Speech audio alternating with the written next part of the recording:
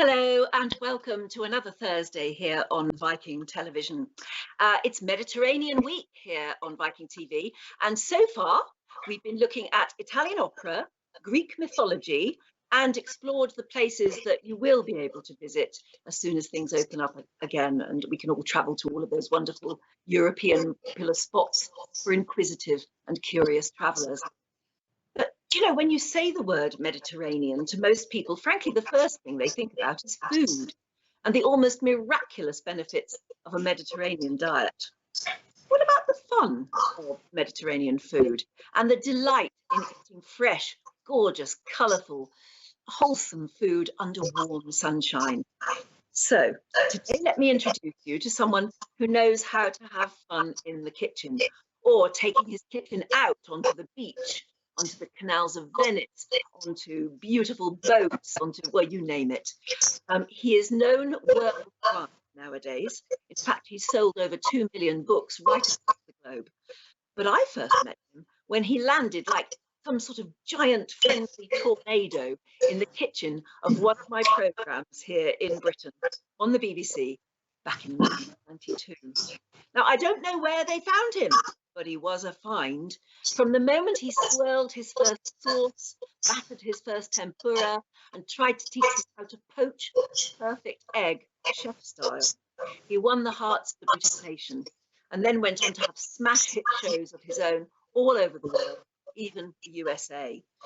He was even the voice of TV ads in Britain, certainly, for Fairy Liquid, what you call Dawn, I think, in America. He was that voice of those adverts for years. Well, I suppose even celebrity chefs have to do the washing up sometimes. But my guest today is so much more than a chef. He brings almost a breathtaking joy and fun, music and dance to the food that he lovingly creates. Now, I know this because just a couple of years ago, we did a travel show together. And, you know, that man never stopped cooking. I think for the sheer joy of presenting something mouthwatering on a plate and then sort of sitting back and watching you enjoy it. His omelettes. But I digress, because we're here to talk about the Mediterranean. And it's a happy coincidence that he has written one of the most gorgeous ever and best-selling ever Mediterranean cookbooks, with a new TV series ready to air here in the UK next month. So here's a taste for you to get going. I'm off on my culinary travels again. It has to be the Mediterranean. We've got surprises. We've got very interesting stuff. Surprises. The smell of the Mediterranean come bursting out into the air. My mum would be so proud of me. Fantastical!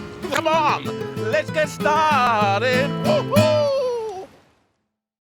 See what I mean? My guest is the one and only Ainsley Harriot. Ainsley, how lovely. Yeah, hello, how are you? I am very well. Bringing me back all those lovely, wonderful memories of kind of, you know, strutting my stuff around the Med. What a wonderful, wonderful memory.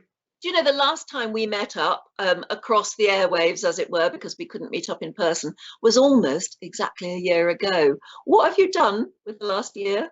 Oh, it seems to have kind of flown by, Anne. You know, we're all at home, but I thought I'd use it as an opportunity to really kind of explore a little bit more, start looking at new ways of cooking.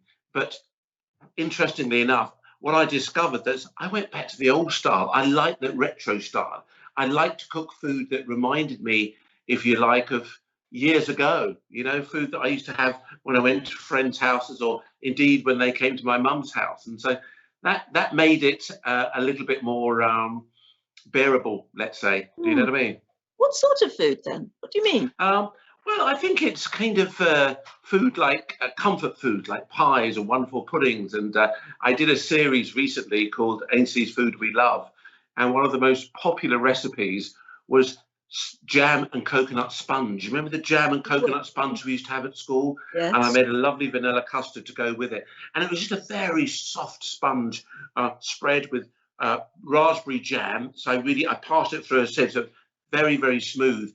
And then I put the coconut on top and just let it, and of course it kind of soaks into a little bit and you get that sweet toffee taste with the bits of coconut but you get that lovely sponge, and of course it's served with that vanilla custard, and so it's a win-win all round. You know, making me Well, hungry now. it's funny because I remember so well that you were very good on some of the basics as well, not just flamboyant chef food, but you know, some of the good staples that frankly we should all master and we should all get to know. And I remember saying to you, I just love the way you poach an egg, and I can't do it.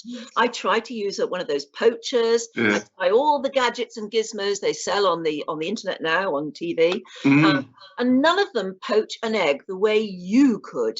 And you tried so hard to teach me, and I couldn't get it right.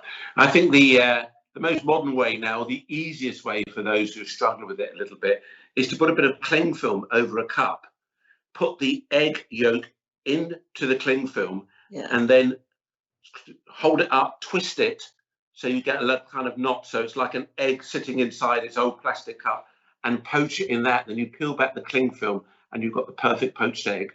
Instead of having to fish it out. You did it in a pan of boiling water, and yet it never flayed and went all over the place like it does for most of us. Well, I think that's to do with the freshness of the egg. I think that all those people out there who do like a proper poached egg, you know, you've got to have a nice fresh egg, because the albumen, which is the egg white, if it's a bit old and it's been sitting around for a few days, and let's be honest, all the eggs look the same now, and some of us don't actually eat eggs until it comes to the weekend. Oh, it's my treat.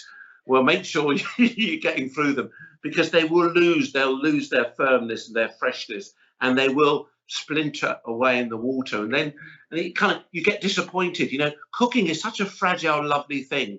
But if something goes wrong, it can, you know, it kind of puts you off a little bit. You lose a bit of confidence. So really, you have to try and pull all those lovely things together to make your success more of a success, if you know what I mean. So you gain confidence. Then you want to go to the next stage. You see, that is where training comes in, though, as well, isn't it? And I mean, for the person we know you are today, the very flamboyant, the TV personality, you did your training. Yeah, I did. Yeah, long time ago. And because you didn't come from a cooking family, you didn't come from a chef family. No, I did. In fact, I didn't come. My knowledge was I didn't come from a chef family, but I later found out from my mother kind of mentioned it on a couple of occasions, Anne. But you know, there's something about people who've come from another part of the world. We love to build up where we came from. You know, my father was a doctor. You know, it's all that type of stuff that goes on. And my grandfather was a really, really good cook. Went to cook in Washington, I think, at one of the colleges, and ended up cooking at the White House. We've been trying to for years. Honestly, this is the honest truth. And we've been trying to for years. After it was confirmed by my Uncle Dubs and my Uncle Tim and then my Uncle Harry, there was a few uncles and aunties too. But when you suddenly get that confirmation and you think, Mum was probably telling the truth, because at the time I wasn't involved in catering, and then suddenly you realise that he'd gone to the White House and he'd cooked. We didn't know. It wasn't Roosevelt. It wasn't that time. Was it Harding? We kept going back and back and back, looking at various presidents, because I thought at the time when Obama was in power, wouldn't it be a fantastic program to go and say, my grandfather cooked in this kitchen, you know, 70 or 80 years ago, and now I'm here cooking for the president. But we couldn't get the right information. And who's to say a little chef from England, you know, going off to the White House? But, you know, I loved it. I loved the experience. And of course, I've had so many wonderful experiences in the US anyway. Yes, but maybe it was always in your genes. But actually, your family were more musical than. Yeah, my father and loved a great deal of traveling. You know, he traveled so many different places throughout the world, and every time I went down to Australia, people would come up and say, "You love your father. Your father was a great man," you know, and all that. And I kind of, that's a terrible accent, by the way, but I always kind of go into that. But he. Dad was an accomplished pianist and entertainer, and he first did something with a duo, a double act called Harriot and Evans. I'm sure people can Google that and have a look. Harriet, my surname Harriet, and Evans, like a classic sort of Welsh way of spelling it, I suppose. And they had a fantastic career together, really wonderful. And I've got an old, hold on, Anne. If I get my phone out, we might be technology. All of the people listening, I might be able to show you something. Oh, I'd love to see this. Wouldn't that be lovely? Yes. If we could just sort of click into that, and if I can, and let's have a look. Oh dear, so many pictures, haven't we? We all have all these pictures on our cameras. Eh? Oh dear. I know, and it's trying to actually get through all of the millions of pictures. Now, where is? Look at my dad. Yeah. Oh. Can you see the BBC? Is that the right angle? Yes. No, the other way. Angle it a bit more straight. Yeah, that's it. That's best. Yes. Now tell us what we're seeing. What you've got here, the chap with the tash, is my father at the piano, and he is. This is at the BBC at the time, and he was the the piano guy, and my uncle Vic there. The chap that's standing up. Oh, we're losing it now. He had the most wonderful voice. We're seeing a picture of infinity now, so it's all right. We've seen that. We're seeing a picture within a picture within a picture within a picture. Sorry, yeah, you have seen it. Anyway, Anne, it was just he started performing together, and of course, then performing here in Britain at sort of Cafe Royal, Quaglino's, places like that. We can, that's a generation when there was a lot of cabaret around. You went out and you had your cocktails, a bit like I'm sure what you get on your Viking cruise. You dress up in your bits and pieces in the evening, you go and sit down there, someone comes out, tinkles the ivories in the most wonderful fashion, and someone sings. It's been around forever, but yet it's one of the most beautiful things ever. Well, I think we're all looking forward to that sort of being able to gather in one place, aren't we? To get together again. It'll happen. But when people hear you say that, they might be very surprised to think, well, wouldn't as a little boy you wanted to have done the same thing? I know you did for a while. You did actually form a musical duo, didn't you? Yeah, absolutely. Oh, yeah, and loved it. But I think as my mum would say, he embraced everything. And, in her little way. And, she spoke quite nicely, but every time she wanted to make my Auntie Cherry or something laugh, they went into this kind of little Jamaican slang. Yes, my dear. Ooh, you see how I'm doing it. Those warm kind of Caribbean sort of tones that you get, that kind of, the language has got sunshine in it. Ooh, yeah. All that type of stuff. The language has got laid backness. And well, yeah, there is a little bit. It's too hot not to be had. You know what I mean? We yearn for that. We yearn to be able to walk around the streets or stand in the corner somewhere going, "Oh dear, call me Dad, call me Dad." Yeah. We're talking Mediterranean this week. Yes. And I know that in the UK, at least, your Mediterranean series is going out in April again on ITV. I don't know what about people who are watching from America, when they'll be able to see it. They may have already seen it. But your cookbooks, you've sold 2 million cookbooks. I know, it's extraordinary, isn't it? Yeah. But, I've been leafing through it, your lovely cookbook, and it just gives off this wonderful feel of the Mediterranean. Yeah. In every, it's not just in food. It's sort of, it's in the style and the it's also it's people, it's land, it's when you go to a country, yes, the food is important, but it's the fertile land, and by seeing the pictures of the land and the way things grow and the trees, where they're olives on the trees, or and the way they extract them and make the most wonderful olive oil. If you go to somewhere like Corsica, for instance, there's chestnut and fig trees everywhere. And I made these wonderful chestnut beignets when I was out there. It is the most inviting place to go to, Corsica, at a certain time of the year, because the smells when you walk around and everything, it's got the wonderful French and wonderful Italian influences going there. And here's something that's really interesting. If Napoleon Bonaparte, for anybody who knows their history, Napoleon Bonaparte was one of the great leaders of France, but he was born in Bonifacio in Corsica. But if he had been born 3 months earlier, a mere 3 months earlier, he would have been Italian and not French. It was through that period that part of the country was overthrown and taken over by the French. Otherwise, Napoleon would have been Italian. And history, and if you think about it, history would have been different. So take someone like Hitler out the equation. If these people are not of a certain history will just change dramatically. Yeah, absolutely. And the Mediterranean is that sort of birthing place of Isn't it? certainly, It you know, sparkles. It sparkles with with joy, history. actually. And Yes. if considering we are an island, we're a little bit different. We're from an island. I know what I'm doing.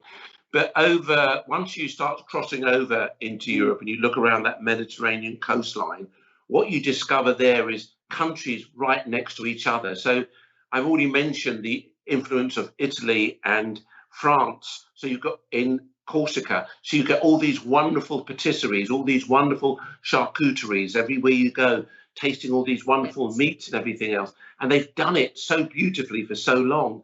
Can you imagine, as I said, the figs and the chestnut trees everywhere you go? So it's just compulsory that things are made with it. They include it in their cooking.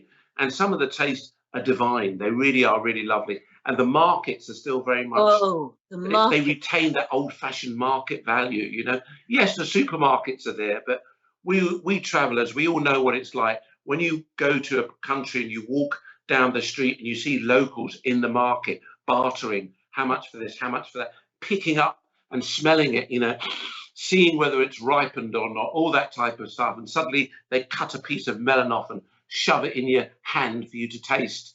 You know, that's what we miss. That's what we miss, you know. I know you probably won't remember this because it's so ordinary to you, but it was very, very special to me. When we were in Spain together making the program, went on a walk and I picked a pomegranate, which I have to confess, I've never done in my life before. I knew it was a pomegranate, but I didn't know what on earth you were meant to do with it. So I remember bringing it back to the kitchen and saying, Ainsley, there's this lovely pomegranate. It was really big. And I don't know what to do. I don't even know how to open it. Yeah. And you showed me what to do with a pomegranate. And, you know, that was just a delight. Yeah. Once you know that little secret. So And tasty. I told you how to spank it, didn't I? That's right. You Yeah. cut it and then you take a wooden spoon and you spank it. I'm sure some of the listeners are probably better at spanking than others. But Yeah. Let's not go there, or we'll create another. No, but do you know what I mean? Spanking the pomegranate is a technique that once you can get it right, beautiful. And the reward that you get, because it separates from all those bits that, you know, those kind of bitter bits that you get inside, it separates them. They just cascade out all of these lovely pearl-like juiciness or pearl-like pomegranates. They come out, oh, so wonderful. So, I mean, it's strange, isn't it, that you've traveled to all these wonderful places and you've been able to do that, to experiment, to be curious, to be inquisitive about what you see around you, and then turn it into some sort of a wonderful food. But when I think about your career, I mean, you started your TV career very much with Good Morning with Anne and Nick, which was my program at the time, and we were so thrilled to have you on board. Where did we find you? What had you been doing up until that point? Well, I think it was. Someone had phoned. It could have been. You remember? Was it Teresa? Teresa was the editor. The editor. Or someone had contacted my agent. I think the feelers were out because Stephen, who was the original chef at it, had moved on. I think he wanted to go and do something for another channel, another network. And they were put the feelers out, and he just so happened to say, well, what about our guy, you know? And I remember nervously driving all the way up to Pebble Mill, which and was the studios in Birmingham. arriving there, yeah, and walking in and meeting, you know, my bosses, my next bosses for the next few years, and somehow there was no mobile phones in those days, so it wasn't instant recognition, or not recognition, but ways of contacting people. We didn't have that. And I sat down there chatting with them, having a cup of tea, talked about the type of food that I like to do, you know, and make it very approachable. And I was fairly confident about what I wanted to get across, you know, and I thought they found me sort of quite charming, but at the time I didn't know, so I kept talking because I was just a bit nervous. No, really? And they also, and what people don't realise, it was live. It's like what we're doing now. There was no going back to, you know, saying, oh, I'm so sorry. This is going to be live TV, young man. And I then left thinking, I don't know how that went. And I drove down the motorway to give our viewers an example. I was came from London, it was Birmingham. So it's about a couple of hours drive. And halfway down the motorway, I pulled into a service station and got myself a coffee and phoned my agent and said, I think it went really well. And he said, I think it did. They've already been on the phone. Well, Anne, Anne, I can't tell you. I was just so thrilled. I then had to phone Claire. I think I spent the entire contents of my change box that I had in my car phoning people to say that I think I'm going to be on TV with Anne and Nick. I think I'm going to be on TV with Anne and Nick. So exciting. I know it's your first appearance is on YouTube with us, and you say, I mean, you look pretty nervous. Do you remember that day? Were you nervous? I think I burnt your hand, and You I did thought, burn my hand. yes. Well, you grabbed hold of my saucepan that I'd heated up, and I thought to myself, oh my God, the police are going to come. I'm going to be escorted out of this building. I've just burnt the presenter's hand, and I was so scared. I thought, I'm never going to work in TV again. Oh my God. My goodness, you couldn't have been more wrong, because your career absolutely took off like a rocket. But it's interesting because the programs that wanted you, I guess it was just a sign of the times in those days, they were all studio-based programs. So many of the other programs you did next, people may not recognize the names if you live in the United States, but there was a program called Ready, Steady, Cook. Yeah, I did it. I actually did it out there in the States. I went and did a yeah, it was called Ready, Set, Cook. Yeah. There was another one that was on every Saturday, obviously, called Saturday Kitchen, which in the end you became the main host for. And they were all you standing behind a kitchen set, really, and having to do everything, you know, three hands at once. I mean, that is a training for the future. There's no doubt about that. Once you've done a few hundred live programs like that, you can almost do anything. But it wasn't until later that somebody somewhere said, right, let's get him traveling the world and experiencing all that has to offer. And then your career became very, very colourful. I mean, you've been everywhere, haven't you? Oh, well, thank you. I've got to say, Anne, a lot of the early stuff, even before I did Anne and Nick, Good Morning Anne and Nick, I had, there was an article written about me in a magazine called Time Out. And a BBC radio producer called Claire Shonker read the article, and right at the end, they discussed a little bit about what we spoke earlier about my grandfather having cooked at the White House, and there was also a famous cricketer for people who follow cricket. There was Geoffrey Dujon, who's my second cousin. He was the wicketkeeper for the West Indies years ago, now retired, similar age to me, but beautiful, and a beautiful, very graceful batsman, very beautiful, and. Yeah, so they were, you know, when you think about people that have influenced you, I would say that Claire Shonker was a major influence, because I then had my own radio program called More Nosh. Well, I wanted to call it Wake Up, Catch Up, Wake Up and Catch Up or something, and we were doing tomato and catch up. It was called More Nosh, Less Dosh. Right. And it was about helping people who could get beautiful food for less money and what we could do with it. And then I would look at some of the refugees that came into the country, and I went and cooked a fabulous Corsican meal or a Polish meal or something, food from different people. And what we recognized was that by cooking this food, it reminded them of home. And it was so warming, you know, it was absolutely fantastic. And I got nominated for the Glenfiddich and Sony Award too. So I think that probably contributed to when I came to see the bosses at Good Morning Anne and Nick, because, you know, the radio's an amazing discipline. There's no pictures. No, I was going to say, it's words. Radio is quite difficult, isn't it? Yeah. To explain cooking on the radio. Can you imagine that? And this is probably why I'm so descriptive. Oh, look at the steam coming off of that. Oh, and when I smell the steam, oh, I can smell a bit of rosemary. I can smell a bit of lavender. Oh, look at that. I think we're going to sprinkle some chocolate in there. Do you know what I mean? Yes, you say it. Yes. You say it, but you describe it, and you can almost close your eyes and be able to sort of sense it. And Claire was my boss. She was, or my producer was very descriptive in saying, "Allow it to go, Ainsley. Tell me what's going on there." And sometimes I'd have to do things 20 times, and you know what it's like when they say, "Do it again, do it again." You think, "What's wrong with me? Can't I speak properly?" But what a discipline! Don't be frightened of that. You know, I think we all have a little bit of that firiness that we get from our parents in us. But the reality is that just be calm and be, because you're learning, you know. Yes, that's right. As you became more and more famous, and you really did, like I said, it was meteoric. You were on everything, you know. I mean, you were doing everything. You must have been so busy. But what did your family think of you becoming famous? Did they have? Do you know what? It's I think it's because it was the gradual kind of process over a period of time. I think they kind of came on board and just accepted that's what Dad does, especially being the children being quite young. I sometimes think it's a big shock if you've got teenage children and then it suddenly happens because they're not used to it.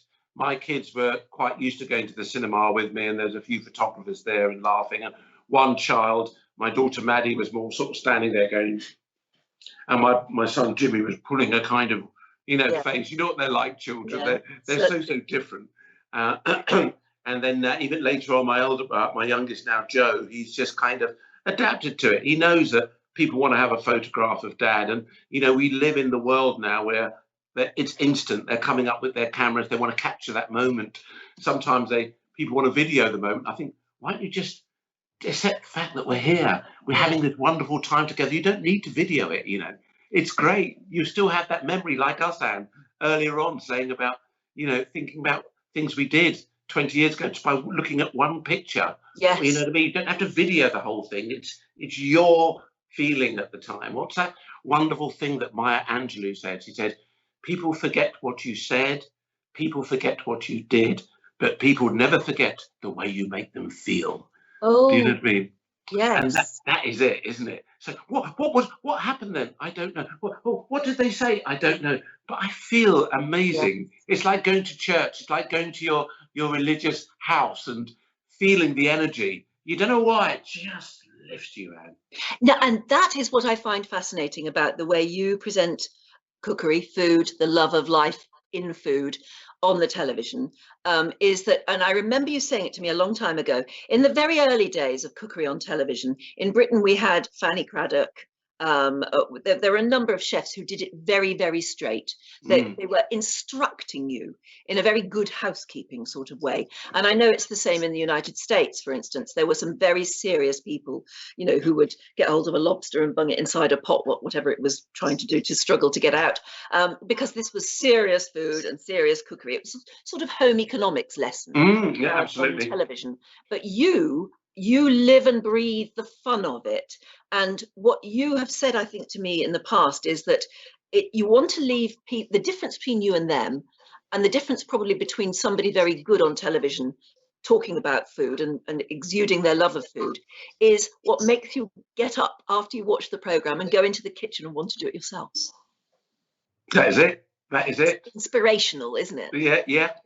Well, you can, you know, we look at beautiful things every day of our lives. We can look at Darcy Bustle in her poem, in her prime, you know, dancing, beautiful ballerina. She's a prima ballerina, dancing across just the most wonderful movement and everything else. And, you know, we could look at that. We could admire it. You can admire a fabulous footballer, a fabulous boxer, whoever it is. You can admire someone, but it's very hard to kind of think, I could do that, you know, because really it's such a unique art.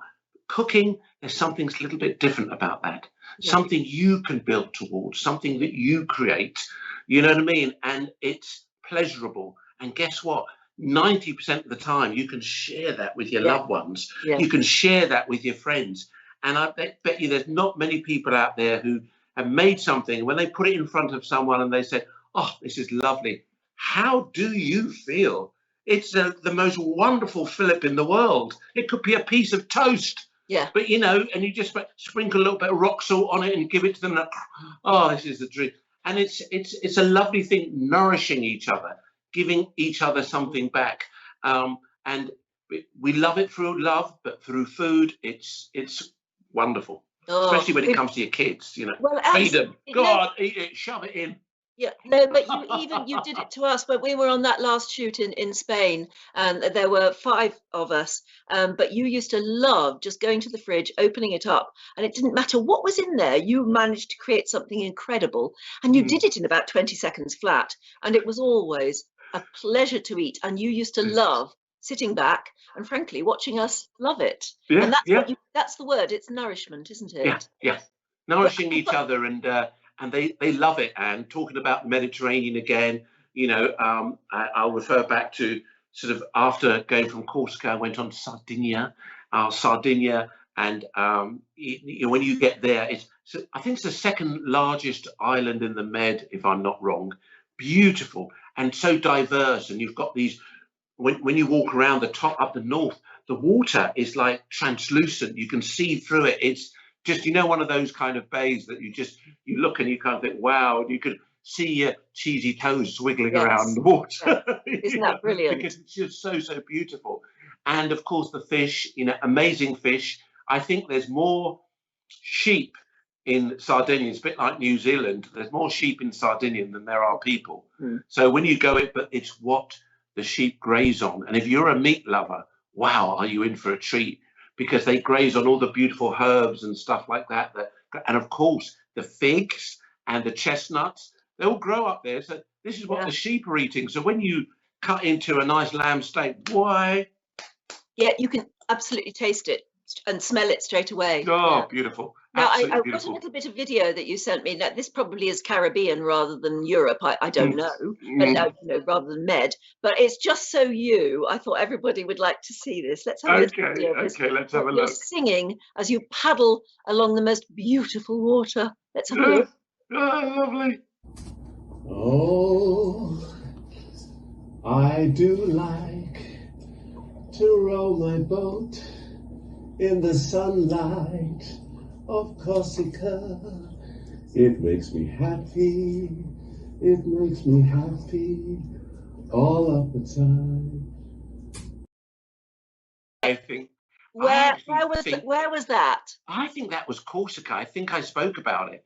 And I think we were on this catamaran, and the guy came to collect us, but he couldn't get the catamaran close enough. So we all had to gradually take all our luggage and everything. You know what it's like when you're filming and you've got the cameraman holding on to his camera and the water and stuff like that. It's going across before we get onto this catamaran. And we cooked in the gully and we made the most wonderful, I think I did a most amazing omelette down there for him, because it was kind of a little small kind of gully kitchen. But just to prove what you could cook on board. And of course, once I make one, I make 10 for all the crew and everybody. We all just kind of eat. But it was it's so beautiful, and this is what the Mediterranean has to offer you. And of course, the coastline continues, and so we don't stop there. We can go on to beautiful places like Seville. Do you remember Seville, with all the oranges growing in the sea, in the streets and stuff like that? And then you go on to Granada, and that's another amazing place. And I think one of the things I remember about Granada is how magnificent the architecture was when it comes to all the churches. The most beautiful churches. Some of them stand alone, some of them together. You know, the way that people used to sort of practice their religion in those days, side by side. Absolutely fantastic. You know, just amazing. Yeah, I mean, you have been to some wonderful places in the world, but it's work. I know a lot of people wouldn't get that, but it is work. This picture I love, right? That's a view. I'm trying to find it. Yes, I can see there. Yeah, I love that picture, but it says I mean, that's very Mediterranean, and you in your shorts, and you're even though that's your back, it's recognizably you. I mean, it couldn't be anyone else. But you know, you're there. You're shooting with a crew. You can enjoy it, but it's work because you're not with your family. And sometimes when you experience wonderful things, it's lovely to have a nice crew around you. I know. I mean, you make great friends, but it's not the same as sharing it with family, is it? No. I mean, it's like sharing it with family is like going to your church and breaking bread or sharing the wine cup or something like that. It's it's a memory, it's a history that stays with you forever. Work is work, and when you do run into those people, and make no mistake, you're sometimes with them for months, and you're traveling around, and it's not all fancy dancy. It's not, but ultimately we're making programs to kind of show people what is out there, what we can discover. And I think again, yes, there is a lonely factor, but there is stories that you can come back and talk about around the dinner table with your friends and stuff like that. And I'm sure many of your viewers will probably feel the same way, again, talking about it, having a look at pictures. But if you could share that, if you're fortunate enough to be able to share it with a loved one, well, fantastic, bingo. But if you're not and you're just alone, it's kind of, we've spoken about this before, it's all about togetherness, isn't it? It's all about the bonding. It's all about having that those memories, those shared memories. Yes. And make memories, call it, don't they? Absolutely. Mind you, you've made a few memories for me. I remember when we were in Spain, you joined in the flamenco dancing with particular esprit, and I've got a little video of you joining in a different type of dancing. You just can't help joining in when you hear the music.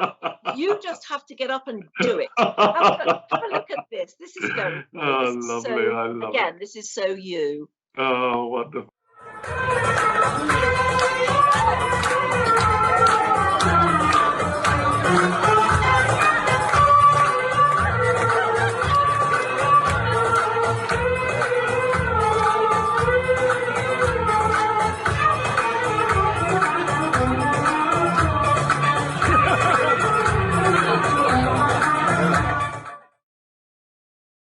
Out together, and I just kind of let myself go. Yeah, you did. And each place you go to, and yet sometimes they're right next to each other, these countries, yet each place you go to, they've all got their own national dance, their national costume, the way they do things. You can see that was probably very Marrakesh. I went down there. That was just an extraordinary place to go to. Each time you go back, you go off to the souks and stuff like that.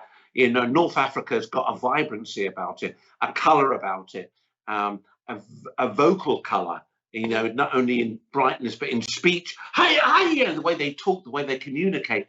There's a richness. You're alive down there. Some people want to go somewhere where it's very calm and very quiet, and you can go in the corner and read your book and no one's going to bother you all day long. But sometimes we do need an injection of life, and places like that, if you're looking for it, that's what gives you an injection. You don't have to be there all the time. You just go there and bang, it's energy, the lights are up, the smells, the smoke is coming out of places. Someone's arguing in the corner. Someone's trying to do a deal over here. Can I get some money from this person? Can I get some money from that person? That's what it's all about, travel. Sometimes we have paid $20 or £20 too much for something, but we have that memory. Oh, they ripped me off. How could I get caught out? But that's the joy of it. And then, going on to somewhere like Jordan, I found that an amazing place. It's almost got to 8, and I know it's not quite on the Mediterranean sort of side. It doesn't incorporate those waters. But what you do have there is the spice trade. That's where all the different spices would come down through Jordan and stuff like that, and how they influenced each other from, coming up from that side, the crossover. And it's just beautiful. You can see it in the country and see it in the people and the smell of the food and the warmth they are. Places like Aqaba, which is the only part of Jordan which is beautifully, adorned with water just around there. It's very, very, very beautiful. And, lots of nice sort of fancy hotels. Amazing place if anybody hasn't been to Aqaba. But you step outside of it and you meet the local people, which I've got invited to their house. And I sat in with 2 women in the house, which, the husbands were there, but they're very dignified, and their face was, or their head was covered. And we made date molasses together. So we peeled off the dates and put them into a pot, and then we covered them in solution, added 1 or 2 other little things to it, and they boil that on the stove, and we made date molasses, which you can buy in bottles. Wonderful to put in sauces and curries and stews and stuff like that. Maybe even a little bit of mayonnaise. You just put a bit into that and incorporate it. Fabulous, Anne. But what really blew me away was the stones that we took out of the date that were piled up. By this time, Anne, we had a mountain of them because there were so many dates in order to make get the thickness of the molasses right. We had all the dates. They'd take them outside, bake them in the sun if it was hot, it's the right time of the year, roast them in the oven, and make coffee. They went in along with the coffee and they blend it with the coffee. We had this wonderful date tasting coffee. Wow. I mean, you know, don't know about it. And I'm in their kitchen. Exactly. And you wouldn't know about it if you didn't travel and bother to talk to people. And them. You wouldn't know otherwise. And not be, do you know what, Anne? And not be shy. Just say, yes, I'm going to go in, because we are a little bit, and coming out of the pandemic, it's going to take us a while to get back to trusting each other again, because we have to get used to each other's smile again. It's been taken away from us for so long. Yes, it now has. We can show it again. And, you know, to get used to each other's smile and to kind of have that freedom of being close enough and talking to each other. But once you do, when we do, when we can experience something like that is amazing. Going into people's houses, sitting down, and plastic tablecloths, you know, a fire in the corner with a big blue flame that's got a bit of air in it, so it makes that noise, you know. I mean, but it's boiling things away, but it's still introducing a way of life that is just something far removed from what we have at home. Everything's so perfect. Anything wrong, you're on the phone. Can you come and fix it, please? Yes, I'll be round in an hour. There, they just do it. They just, it's just wonderful. Yes, and hopefully we will maybe even value that more strongly at the end of all this. You were given an MBE. And that must have been a very, very proud moment for your services, basically to spreading the word, as you're doing now, about food, about culture, about the good things in life and the values in life. What was actually the citation? What did you get it for? I think it was for my dedication to my art, really, and presenting, or, you know, it's everything, Anne. You know, people sometimes say you're getting it for a specific thing. Well, I'd have to include all my school teachers and all my friends and everybody else along the way who contributed to that, because you don't get from there to there without everything else. You know, that's part of your makeup. And the real beauty is, you know, of course it's your loved ones, but, you know, it's the woman who, and I used to go and do a job when I was 15 years old, and I used to work for a place called Chapman's Agency in my summer holidays. And yet, you know, two and 6 an hour or something like that, you know, not very much. And you get the bus into town and or get a tube somewhere and go and do a bit of washing up, or sometimes you'd be a counter hand serving a bit of food or something like that. And this woman recognized that I had a great passion for it, and she said, you could do this, you know, Ainsley. She said, you've got a knack of this. And I said, what do you mean? She said, well, somebody asked for something different, and you didn't just say no. You said, let me just check. And you went back and you got it and you brought it back to that person. And though everything else was slowed down, you provided something. You could dedicate yourself to making people think, oh, that was great. Yes. Yeah. And they want to come back again and want to come back again.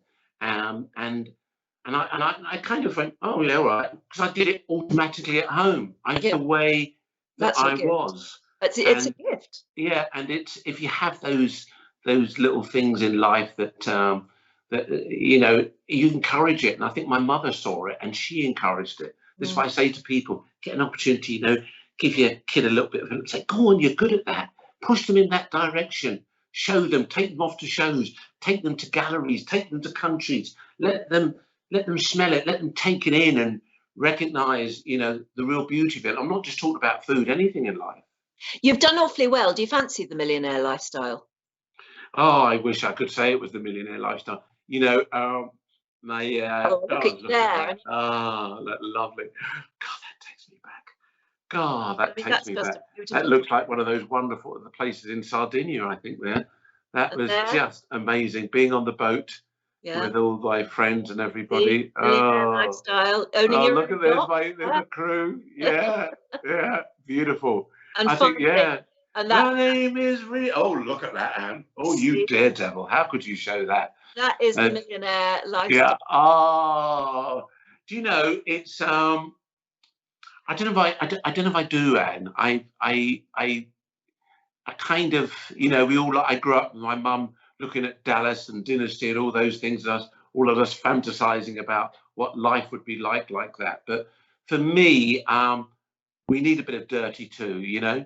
I need to be there with my friends, my community, and see people, take my dog for a walk and see those people who are, hello, mate, how are you? And having a bit of a good old chat and a bit of a catch up and finding out what's going on. And I think if you separate yourself from that plug-in of life for too long, you can forget yourself a little Yeah. bit. And I've never forgot myself. I still have friends that live around the corner that I went to primary school with.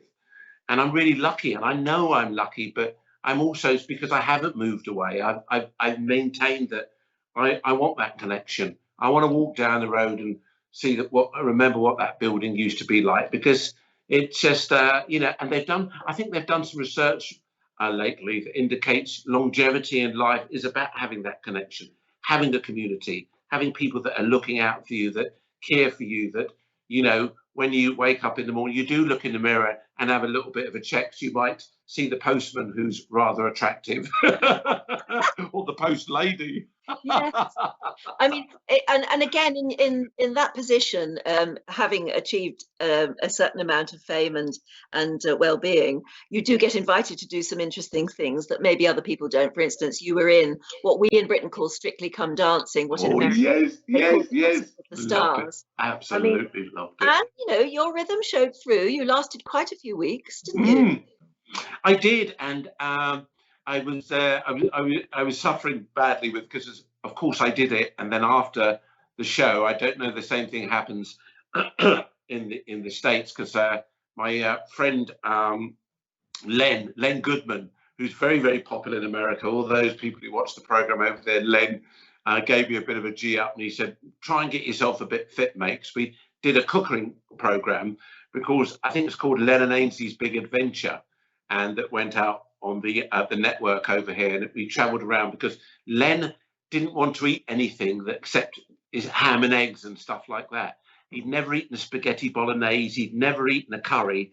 So I took him all around Britain trying all these different things, and we hit it off big time. We had a wonderful time together. And this was prior to me doing Strictly. And he said, all I can say to you, gave me nothing else except get yourself quite fit. And I wish I'd taken that on board a little bit more, because, you know, at the time I was my late 50s then, and you just don't have that same flexibility. I've always enjoyed dancing, Anne. As you know, I struck my stuff everywhere. Yes. But that was a different type of dancing. That was real discipline. And after we finished the show, we then went and did the tour, the Strictly tour, all over Britain and Ireland and Scotland and stuff.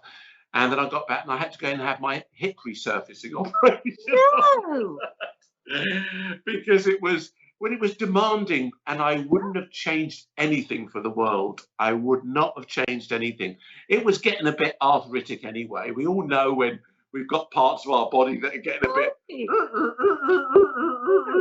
But you know, you want to enjoy it as much as you can. You'll always be fab, fit and young to me.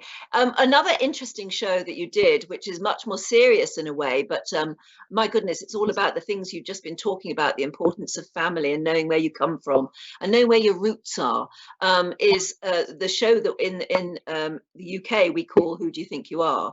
It's a genealogy show. I'm sure there are other programs like it in the States, but they come to you and they say, we're quite interested in looking into your history, your back history, and they get your sort of say so, and then they go away for months and research you, and then they came back and thought you were quite interesting, didn't they? Yeah, well, they come back, they don't tell you anything. So I remember they came and interviewed me, and I thought, oh well, and I didn't hear from them. And 3 months, if someone comes and sees you about something, 3 months is like waiting for a letter when you've sent a letter off and then you don't get any reply. A bit like, remember the film Colour Purple? She was sending all those letters to her friend, and in the end she'd send them annually. And it was just kind of, when she found them in the end, anyway, Well, they came to see me, and I thought 3 months had passed, and suddenly said, "Oh yes, we found something quite interesting." Not revealing anything, because what they want is to capture the moment when you discover it. So suddenly, I was talking to my sister. The next thing I knew, I was on a plane. I was out in the Caribbean, and I was meeting all these genealogists who just the most amazing things, discovering that, a long time Catherine, a long time great grandmother had run all these amazing houses that cost a fortune in taxes, like 40 shillings or something like that. And I'm saying, well, how did she furnish it? I was saying to this guy, and he said, well, she could have been a seamstress. And I'm thinking, she'd have had to sew a lot of shirts. So I think she's probably running, a guest house for all the sailors and stuff like that, a little bit of a brothel going on. But, in having 5 houses, I think she was extremely successful. Well, the only thing is, Anne, is that they all disappeared. Suddenly, there must have been some gamblers or something in the family, because suddenly it just went. 1 minute it's there, and they own all these grand houses and stuff like that. And then you discover that your great grandfather was Scottish, came from Dundee, and they went over and obviously fell in love with someone, and so it unfolds. And and they were slave owners too. Which... Well, that was probably singularly the most shocking thing, is that you wouldn't have expected it.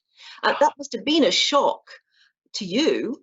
Nobody. It was your great grandfather was actually mixed race, not black, which you would have expected, and you, I think, fully expecting him to have been a slave or to have come from that sort of family background. And you found out that actually he owned slaves. Oh God, yeah. I mean, you go back a couple of generations, and because they have records and they have files that they show that the father, Harriot, the name is registered, my name is now, and how he bought certain slaves, and then there was another file that said that his 4-year-old son had also purchased slaves. So he was teaching the next generation how to do it. And you think, how barbaric. How would I want to be even associated with this person? How did you cope with that yourself? Well, I think you've got to realise in life there's history, things that have gone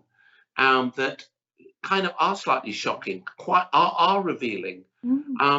But the most important thing to recognise is what you are like as a person, and the message and the love and care that you're giving to your children to show them how it is to treat others in society, how it is to treat people as equals. Of course, there's always a great divide of rich and poor. Well, that's existed since mankind. We're not talking about that. We're talking about having respect for just your fellow human being.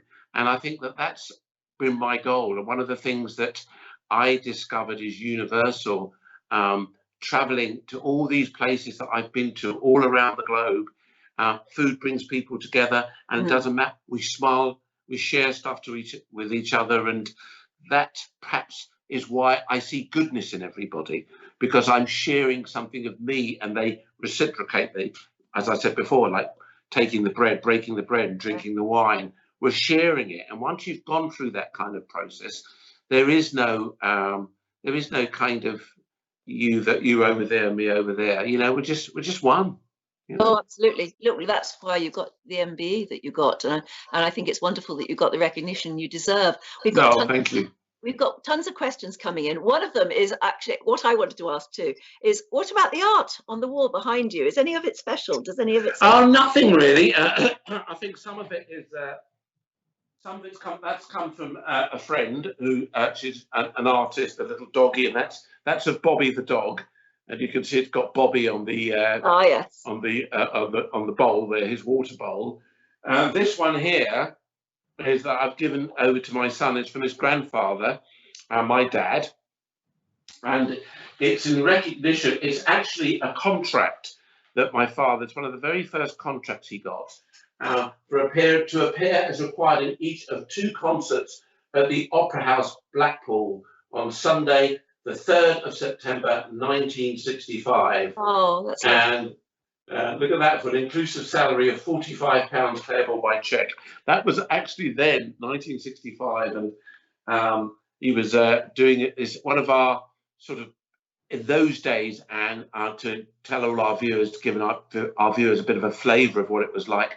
That's where people went for your summer holiday. Yeah. That's where you went for your summer vacation. You've got the best artists there. You've got the best side shows there. You've got everything. It was like the Las Vegas of England. Yes. And you know, that's not a bad fee either. 45 quid in I know, in those days. In 65. Yeah, and he'd go out there and do his stuff. And that was a Harold Feeling Limited, which was one of the big sort of companies at the time, that used to look after all the big stars and even movie stars. You know, it was quite interesting.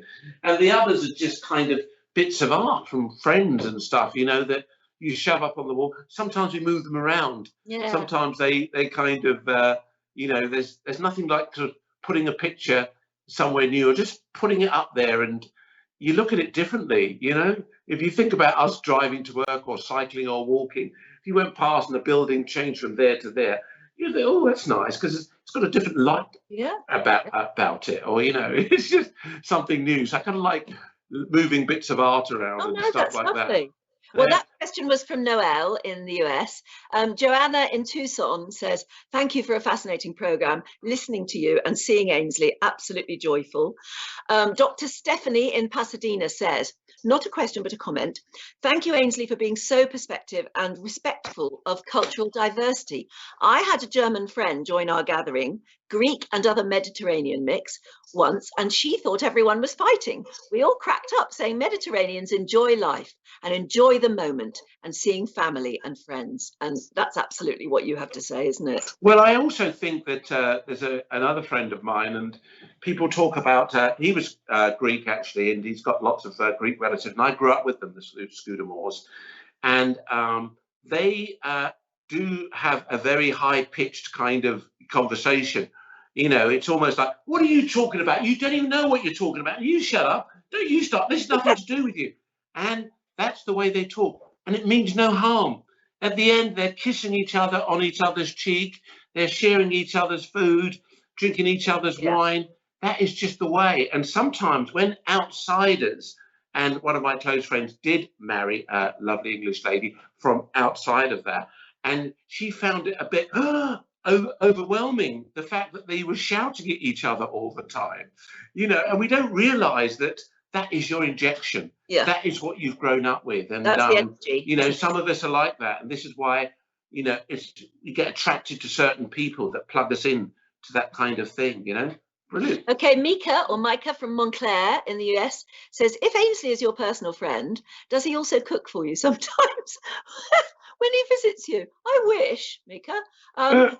But he did on the last shoot we did, and he was wonderful. Carolyn in Georgetown says, what is one Mediterranean food which may not be familiar to North Americans that we should be sure to try?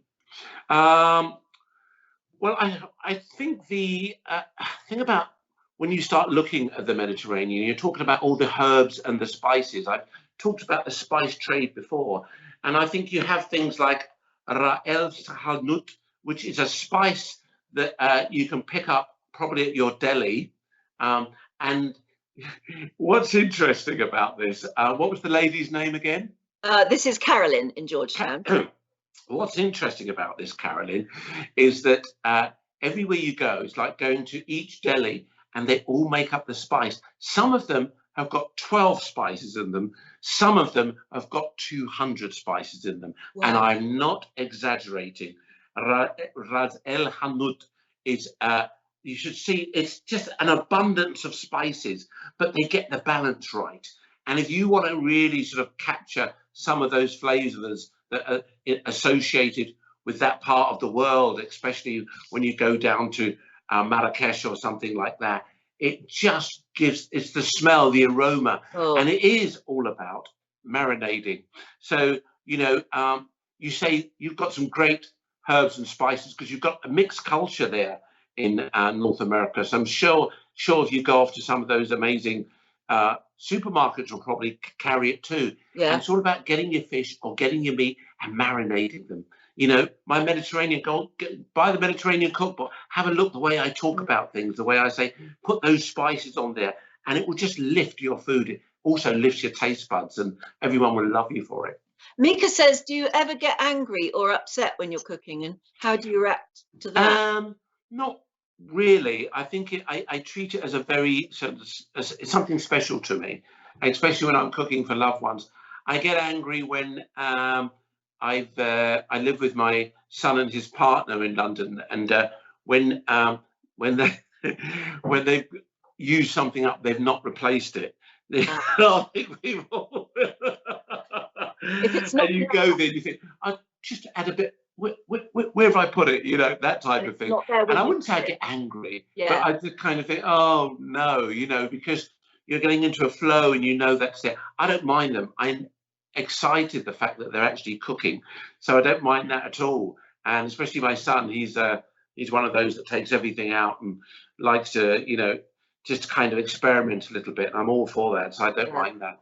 But I don't really get angry. And as I get a little bit older, I'm even calmer, and I actually like to wear my glasses in the kitchen when I'm cooking now, and you know, I'm sort of inspecting things and having a little bit of a read. You know? Well, you've got enough books of your own to read. You should know them.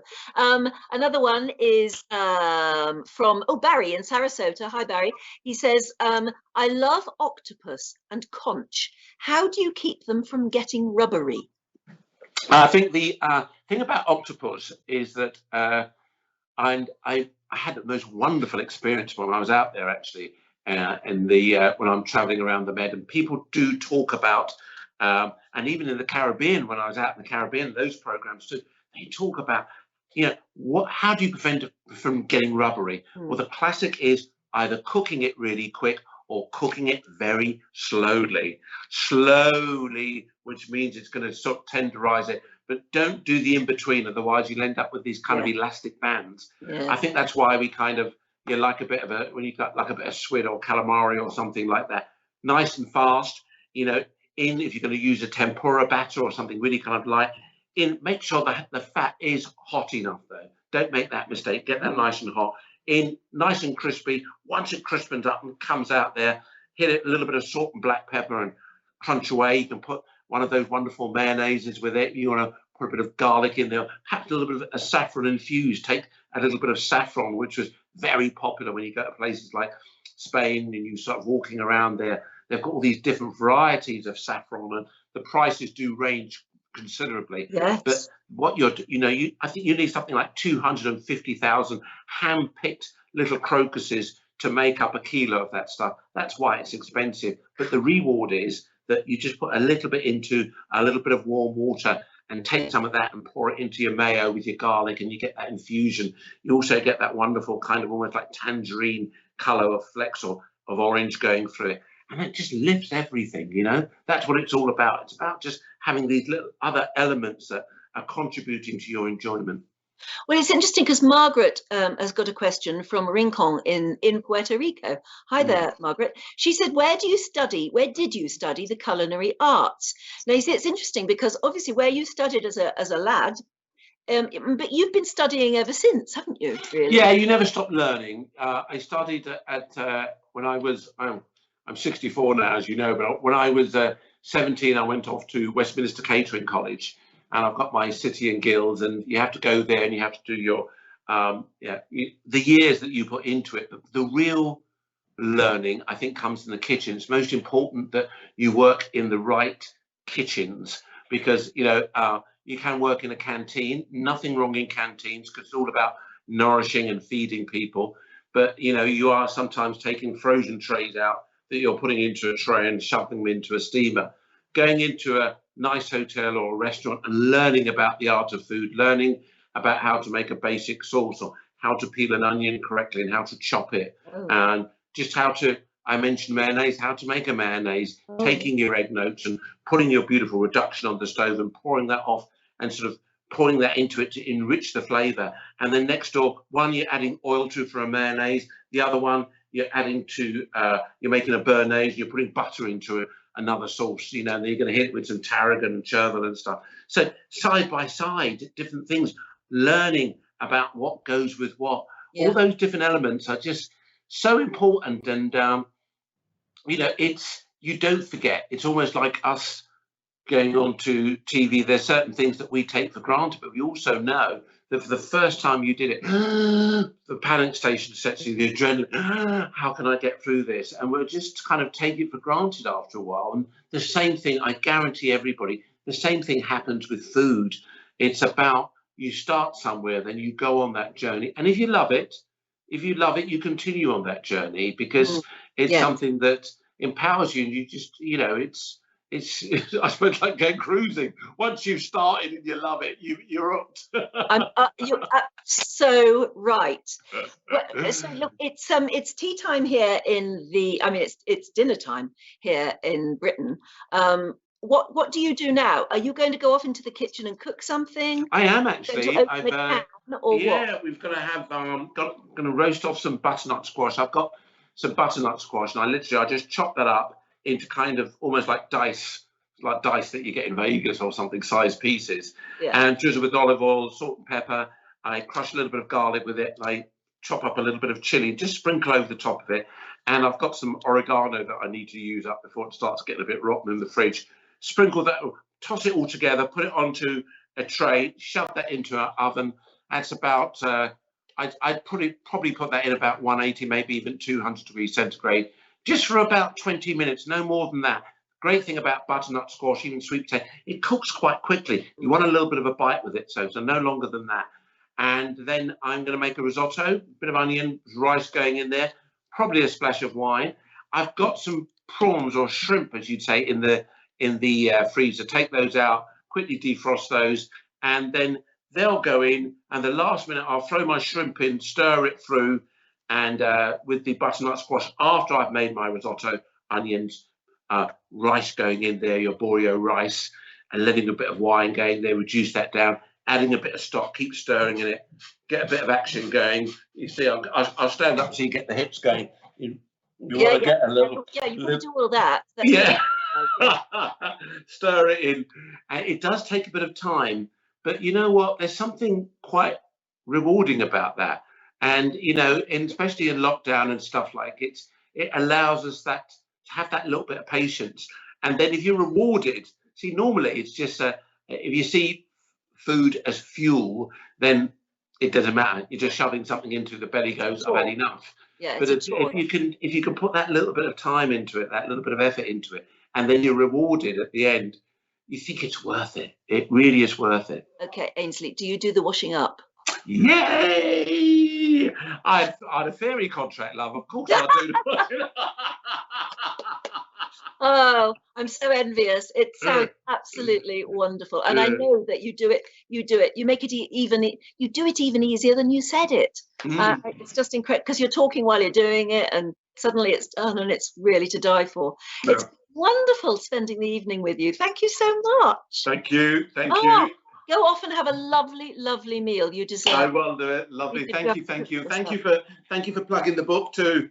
Oh, yeah, no, it's a brilliant book. And as I say, if people in the UK will be able to see it on television as well.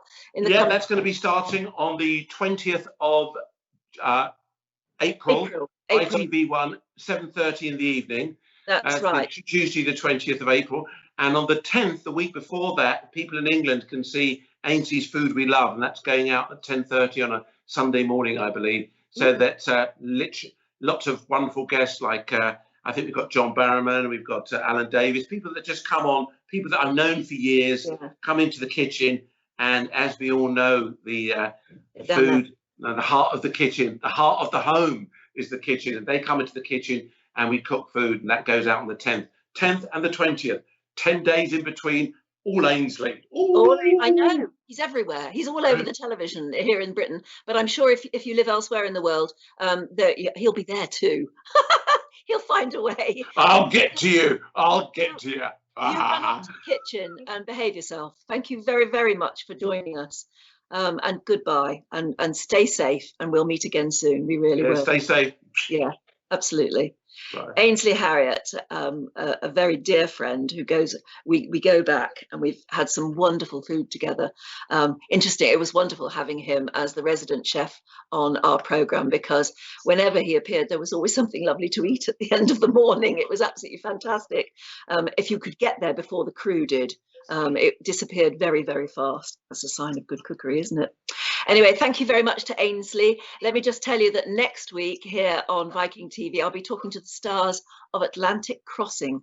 Now, Atlantic Crossing is this fab new, glamorous, lavish mini-series, and it tells a very little known story that we all should know, really, but it's a wonderful, romantic, amazing story from World War II about the King of Norway and the Crown Prince and the Crown Princess of Norway, who had a very interesting relationship with the American president at the time.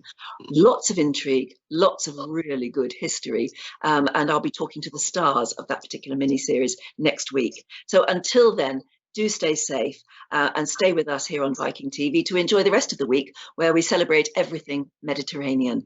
Until I see you again, bye-bye.